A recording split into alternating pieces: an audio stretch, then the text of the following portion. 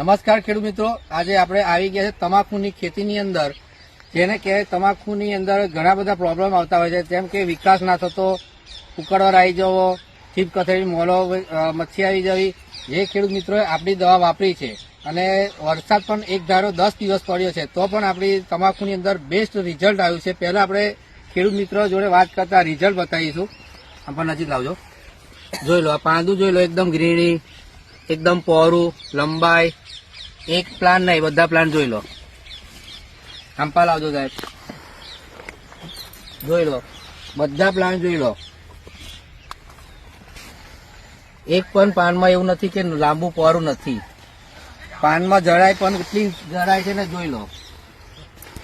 એકવાર આખું ખેતર બતાવી દેજો.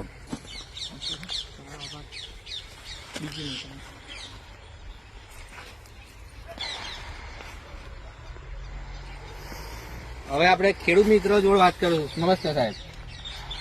શું નામ તમારું? મનીષ કુમાર મલુભાઈ પટેલ, ગામ? મોગરી. મોગરી.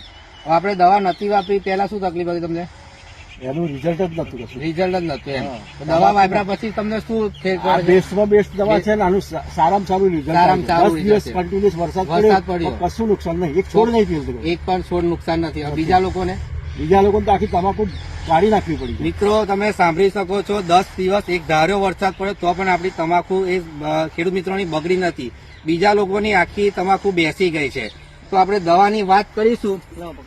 ક્રોપ પરિવર્તન પેસ્ટાકો આપણા ગુજરાત અને ખેડા જિલ્લાની અંદર એક વન વે મેં ચાલે છે. આણંદ જિલ્લો અને ખેડા જિલ્લાની મથકની અંદર એક જ ચાલે છે. ક્રોપ પરિવર્તન અને પેસ્ટાગો બે દવા ચાલે છે, વન વે ની અંદર ચાલે છે. તો આની માહિતી આપી દો.